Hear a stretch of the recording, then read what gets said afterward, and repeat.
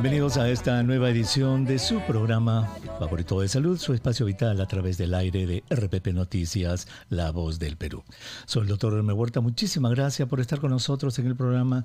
Encantadísimo de estar con ustedes en este último martes del mes de junio del año 2021, el segundo año de la pandemia. Donde quiera que usted se encuentre, en algún lugar del Perú o del mundo, en el aire de RPP Noticias, gracias por estar con nosotros y por permitirme que los y las acompañen estas tardes de pandemia. Una de las preguntas más frecuentes que nos hace la gente a través de los medios sociales, en los programas que tenemos aquí en RPP Noticias, los programas que tengo aquí en Estados Unidos, a través de la cadena CNN en español, es la siguiente. Doctor, yo me puse en mi país la vacuna rusa del Instituto Gamaleya y ahora tengo la oportunidad de ir a Estados Unidos. ¿Podré vacunarme con la vacuna de Pfizer allá? Me mandan mensajes de Chile. Estimado doctor, aquí en mi país, en Chile, me han puesto Sinovac, pero yo quisiera ponerme la vacuna de Moderna en otro lugar. ¿Podré? Y nos llaman de Perú. Doctor, yo me he puesto la de Sinopharm, pero quiero irme a Estados Unidos a ponerme la de Pfizer. ¿Se pueden mezclar vacunas? Y otra pregunta muy frecuente es, doctor, mire que en mi país, esto sucede en varios países de América Latina, no llega la segunda dosis de mi vacuna. No llega la segunda dosis de mi vacuna. Me pusieron ya una, la de la rusa, y la segunda dosis no llega. ¿Hasta cuánto tiempo puedo esperar para la segunda dosis? ¿Debe ser justo al momento del calendario? ¿O si me paso una semana, 2 semanas, ya la primera no vale y por tanto tengo que empezar otra vez desde cero? Preguntas sumamente frecuentes. ¿Se pueden combinar vacunas? ¿Y qué hay sobre el calendario? ¿Es estricto a las 3 semanas, estricto a las 4 semanas o puede posponerse la segunda dosis? Otra pregunta. Yo ya tuve COVID-19 y he escuchado de que a los que hemos tenido COVID-19 ya nos deben poner una sola vacuna, ya no las 2. Porque formamos un montón de inmunidad, de respuesta a esa única dosis. El doctor Juan More Bayona, él es PhD, doctor en PhD en Inmunología Comparada e investigador de la Universidad Nacional Mayor de San Marcos, nos va a ayudar a responder a todas estas preguntas. Juan, qué gusto de saludarte. Muy buenas tardes. Doctor Huerta, siempre un gusto conversar con usted. El gusto es mío y muchísimas gracias, como le digo a todos los invitados, Juan, que te das tiempo de tu ocupadísimo horario para estar con los oyentes de RPP Noticias. A ver, empecemos, las preguntas. ¿Con cuál quieres empezar? Vamos a empezar con la primera, la que hicimos. ¿Se pueden combinar vacunas? ¿Qué dice la ciencia? ¿Qué es lo que se ha investigado hasta ahora? ¿Puede empezar con Sinovac y terminar con Moderna o AstraZeneca? ¿Qué se sabe sobre eso? Sí, son preguntas que pueden sonar bastante simples, ¿no? Pero dentro de la simplicidad de la pregunta hay bastante complejidad, ¿no?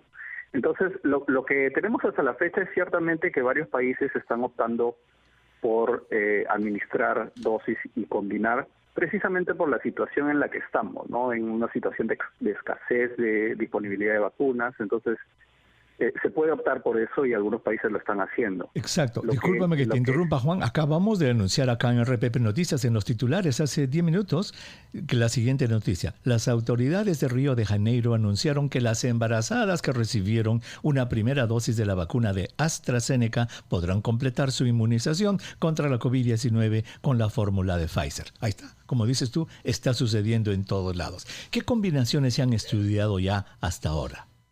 Justo me parece que el día de ayer o anteayer salió un documento en la que se presentaban los resultados de un ensayo de mix and match, así se denominan estos estudios, en las que se ha probado, por ejemplo, la combinación de Oxford y AstraZeneca con la vacuna de Pfizer. ¿no? Y se han comparado la administración inicial de Oxford AstraZeneca, seguida por Pfizer, combinación versus 2 dosis de Pfizer o versus inicialmente Pfizer y luego AstraZeneca, y han evaluado diferentes parámetros de respuesta, ¿no? En cuanto a niveles de anticuerpos que se producen, la seguridad de estas combinaciones, y es algo que sí es factible hacer desde el punto de vista inmunológico, desde el punto de vista de nosotros conocemos cómo responden nuestras defensas, podemos inferir de que la segunda dosis podría actuar como un refuerzo. Esto es desde el punto de vista de lo que conocemos nosotros acerca de la respuesta inmune frente a una vacuna. Lo que sí es importante conocer también, y este es el mensaje que hay que llevar a la población, es que hay que hacer ensayos clínicos precisamente para esas combinaciones, y es lo que está haciendo Oxford AstraZeneca con Pfizer. ¿Por qué? ¿Por qué es importante esto? Porque nosotros tenemos que entender qué implica hacer esa combinación, cuáles son los efectos secundarios, efectos adversos que uno pueda tener si uno opta por hacer esta combinación. Muy bien. Paremos allí un segundito, Juan. Vamos a tomar una brevísima pausa. Cuando regresemos, vamos a desilvanar este concepto. ¿Qué cosa podría pasar si se combinan vacunas de diferentes plataformas? Regresamos entonces. Del año 2021, el segundo año de la pandemia. Si usted recién se prende a nuestra transmisión, a nuestro programa, estamos conversando con el doctor Juan More Bayón. Él es doctor PhD en Inmunología Comparada e investigador de San Marcos, tratando de responder unas preguntas. Número 1, ¿pueden combinarse vacunas? Número 2, ¿la segunda dosis tiene que ser al mismo tiempo? Exacto. Y la primera parte nos ha dicho que el doctor que ya se han publicado estudios sobre una sola combinación, que es la de AstraZeneca y de Pfizer. No hay otra combinación estudiada, ni de Sinopharm con AstraZeneca, ni de Sinopharm con Pfizer, ni de Sinovac con Pfizer, ninguna otra está estudiada. Y ya nos ha dicho que hay un estudio, es cierto que se publicó la semana pasada, que dice que esa combinación provoca las defensas y no provoca efectos secundarios. Pero él se había quedado en algo interesante. Juan, ¿qué podría pasar? O sea, existe la posibilidad teórica, obviamente, de que si mezclamos, a pesar que estas dos de AstraZeneca y Pfizer son de dos plataformas diferentes, uno no sabe lo que pueda pasar cuando combina las vacunas, ¿cierto? Exacto. De hecho, si uno hace un análisis y regresa a las combinaciones que se han autorizado, por ejemplo, las 2 dosis de Pfizer o la de las plataformas que uno considere, uno siempre encuentra que en la segunda dosis siempre hay un incremento de los efectos adversos comparados con cuando se recibe la primera dosis. Eso está documentado y eso sucede con todas las vacunas. Entonces, lo que no se sabe en este escenario es qué pasa si yo comienzo a cambiar la autorización, qué pasa si yo la segunda dosis ya no la recibo de la misma vacuna. Estos efectos adversos que yo esperaba en los individuos que reciben las 2 dosis, digamos, en el ejemplo de Pfizer, ¿van a ser las mismas?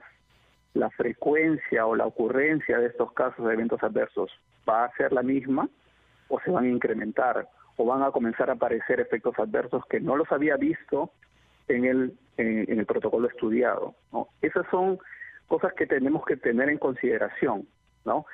Y para ese escenario siempre hay que ir un paso atrás y decir, bueno, hay que diseñar un pequeño estudio preliminar que nos permita precisamente determinar si esta combinación en principio es segura, pero si también genera la respuesta protectiva que yo esperaba comparada con el protocolo autorizado.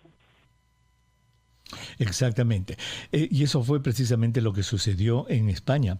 El Instituto de Salud Carlos III, Juan, tuvo que hacer un estudio rapidísimo porque 2,5 millones de españoles se quedaron con la primera dosis de la vacuna de AstraZeneca. Ahí se suspendió la vacunación por el problema ese de coágulos que hubo y la gente decía, ¿y mi segunda dosis? ¿Por qué no me la dan la de Pfizer?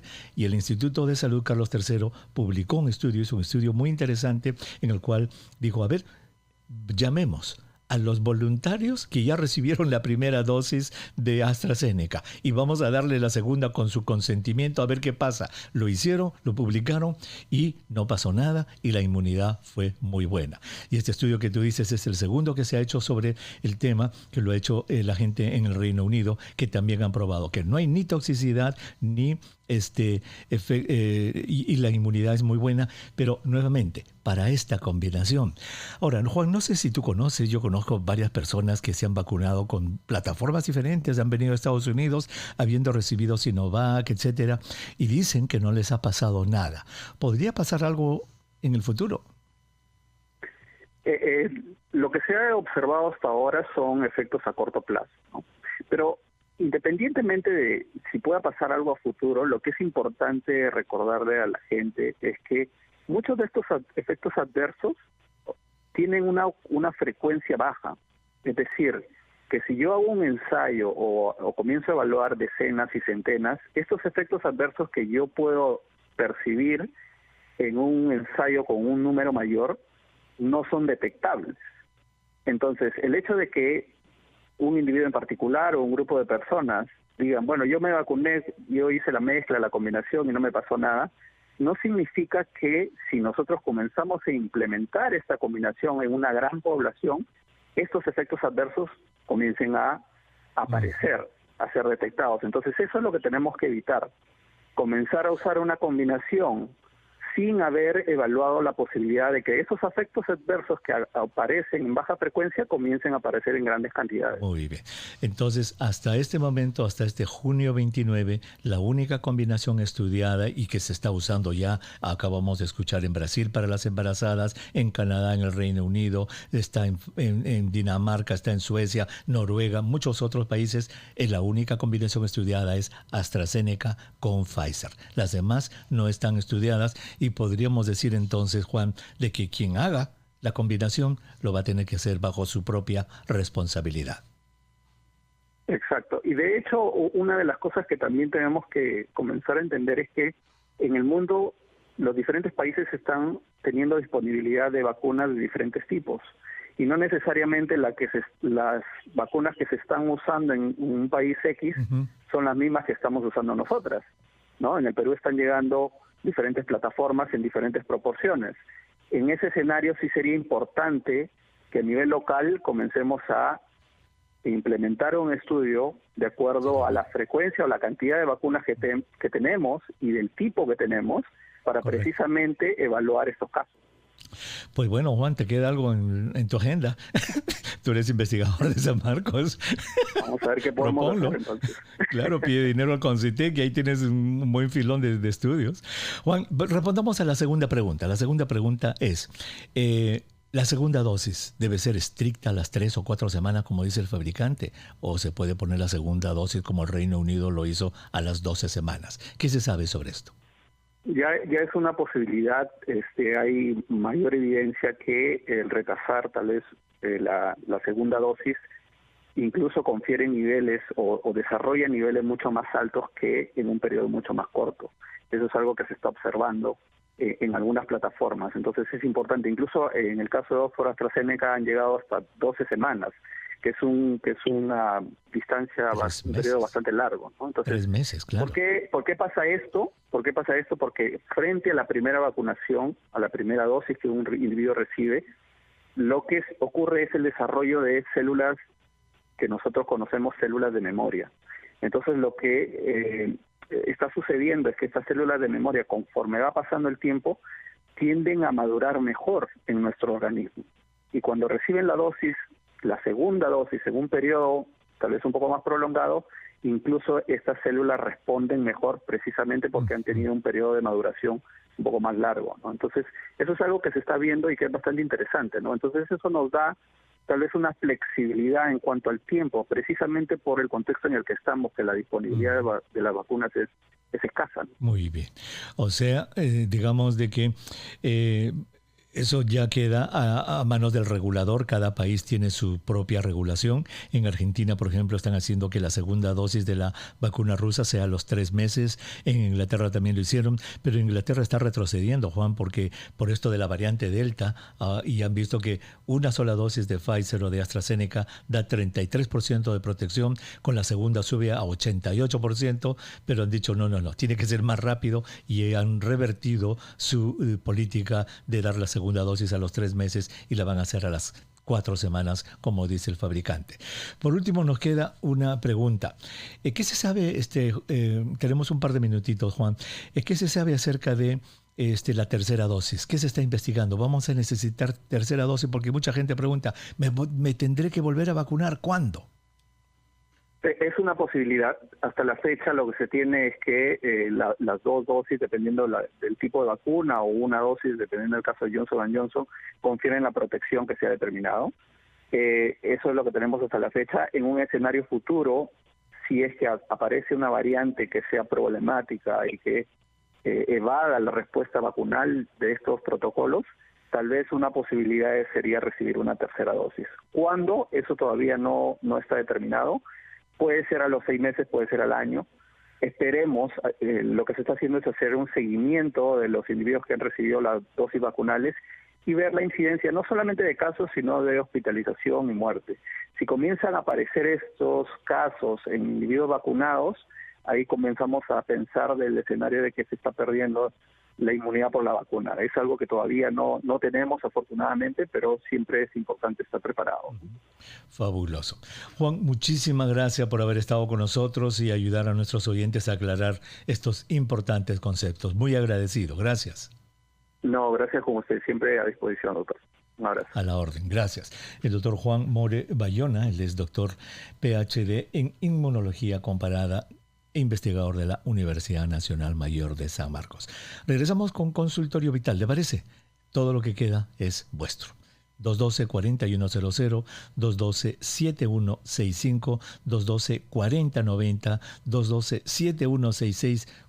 Mire cuántos números tiene usted. El WhatsApp 942-591-532 también está listo. Regresamos, no se vayan.